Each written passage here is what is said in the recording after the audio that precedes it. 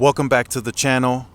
T-Mobile and Deutsche Telekom announced another partnership with ICE Cobotics to simplify floor cleaning with TIoT. Floor cleaning and technology company picks TIoT to power ICE Synergy fleet management software and strengthens its global subscription service. So this is a global partnership, and this is what T-Mobile wanted to achieve, and Deutsche Telekom as well. As they got into this partnership, they want to get large global enterprises to join them.